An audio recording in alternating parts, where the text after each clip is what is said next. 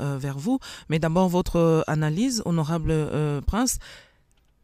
La chute de la cité de Roubaïa, était-ce prévisible et inévitable, ou est-ce qu'elle était prévisible, on doit le reconnaître, avec la prise d'une bonne partie de Massissi, mais elle était évitable?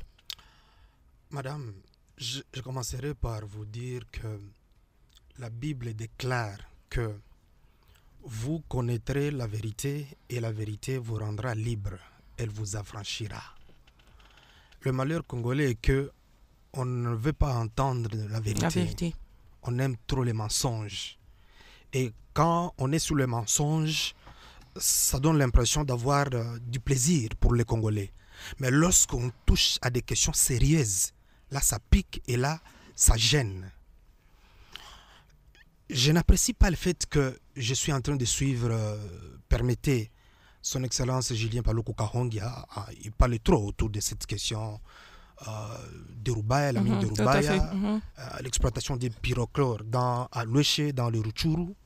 Et il dit, les FDLR de Kagame, ce sont les mines de Roubaïa, les mines de Rutshuru, Louéché, le pyrochlore. Il dit que c'est devenu une guerre économique. Évidemment, tous nous en parlons ainsi. C'est devenu une guerre économique. Mais permettez que je revienne à un passé récent. Vous savez comme moi que son Excellence Julien Paluku Kahongya a été gouverneur de la province du Nord Kivu pendant 12 ans. De 2007, pratiquement 2019, avant qu'il ne cède son fauteuil à Nzanzu Kasivita comme gouverneur. Mais demandez à Julien, qui aujourd'hui dit que si le Rwanda nous agresse, c'est parce que le Rwanda voudrait avoir accès à nos richesses. Et que le Rwanda, il y a un temps qu'il a été reconnu comme premier exportateur mondial du coltan qui est exploité dans le massif à Roubaïa, donc au Nord Kivu. Mais pendant les 12 ans, Julien, lui qui était assis sur cette mine-là, n'a pas su construire 215 km. Sac, Massissi, Walikale. Pendant qu'il reconnaît aujourd'hui que ces mines peuvent pousser un pays voisin à engager une guerre. Vous savez combien coûte une guerre? Que donc, si c'est pour cette cause-là que le Rwanda engage une guerre contre la République, c'est que il y a lieu que nous revenions sur la gestion de Julien.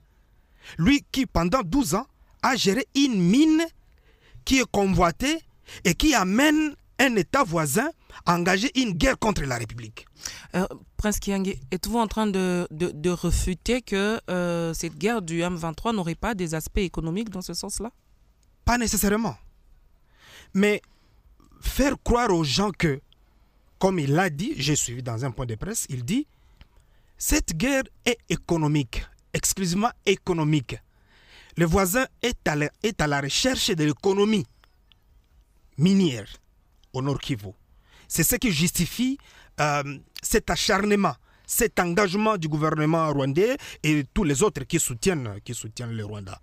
Tout en reconnaissant que parmi les causes des conflits dans la région, il y a la question de l'exploitation minière, mais on ne doit pas faire semblant comme si c'est la seule cause. On voudrait amener toute la République à croire que c'est parce que nous avons des mines. Mais les mines ne sont pas nécessairement seulement ici. Dans d'autres territoires, dans d'autres provinces de la République, il y a des mines. Et partout là, nous avons aussi des limites avec d'autres États. Que donc, il faut analyser la question à fond.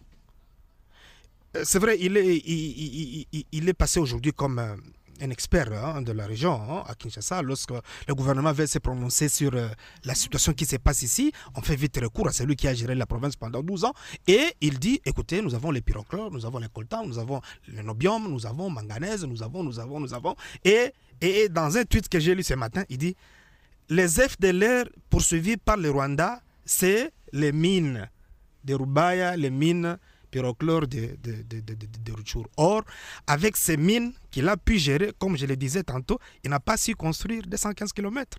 Alors, comment justifier toute une guerre à cause des mines qui n'ont pas été en mesure de construire 215 km? Que donc, des fois, nous sommes rattrapés par nos propos, par nos écrits. Parce que s'il doit soutenir cette logique-là, il va donc nous dire qu'il y a eu de la mafia pendant que lui-même gérait la province. Alors, je reviens à ce que vous avez soulevé. Mais déjà en novembre 2006, les États de la région se retrouvent en Zambie, à Lusaka. Ils signent un protocole entre eux, un protocole sur l'exploitation des minerais dans la région. Mais au niveau du préambule de ce protocole, les États de la région ont reconnu que l'exploitation minière créait, alimentait et aggravait les conflits dans la région. C'est à la suite de ce constat fait par les États de la région qu'on a institué, on a créé l'initiative régionale de lutte contre l'exploitation illégale des ressources naturelles dans la région.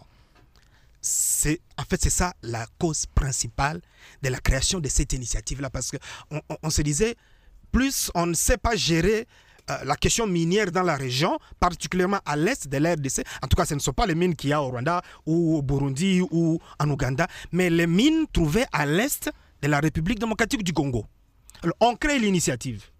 Mais quelque temps après, il y a eu des hommes, des acteurs politiques et économiques dans la région qui se sont servis de groupes armés pour avoir accès à ces mines-là.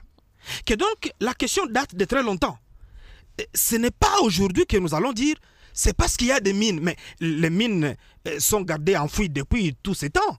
On est en train d'exploiter ces mines depuis tous ces temps. Depuis des années, on a doigté le Rwanda comme étant derrière des gens qui exploitent irrégulièrement ces mines-là. Donc ce n'est pas aujourd'hui que le Rwanda a accès à ces mines. Donc mais on doit reconnaître que la chute de Rubaya était prévisible, mais est-ce que c'était inévitable? Parce que je ne suis pas en train de croire que Kagame, à partir de Kigali, il dit, je quitte Kigali, je prends toute mon armée, nous allons en RDC principalement à Rubaya. Non, je ne pense pas que ce soit ainsi. Mais je considère la prise ou la chute de Rubaya comme une opportunité que la rébellion se donne, l'agression. L'agression saisit l'opportunité de Rubaya comme un avantage. L'agression se dit que si nous avons le contrôle de cette mine, facilement, nous saurons prendre en charge nos hommes. Nous saurons nous approvisionner en armes et munitions. Nous aurons comment traiter nos hommes qui sont sur le champ de bataille. Et évidemment, ça va aider l'agresseur à renforcer ses contacts, ses bonnes relations avec ceux qui sont derrière, ceux qui soutiennent en fait la rébellion.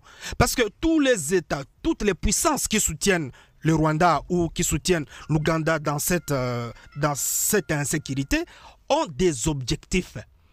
Ils ne soutiennent pas le Rwanda pour les beaux yeux du Rwanda. Mais c'est parce qu'ils savent que si le Rwanda avait le contrôle de cette zone-là, et nous, à travers le Rwanda, eh ben, nous aurons accès à ces mines-là. Que donc, pour terminer, le fait que Rubaya chute, tombe sous le contrôle des agresseurs, c'est un coup fatal pour la République. Parce que si je reviens à ce que dit Julien, c'est du coltan qui est recherché par tout le monde.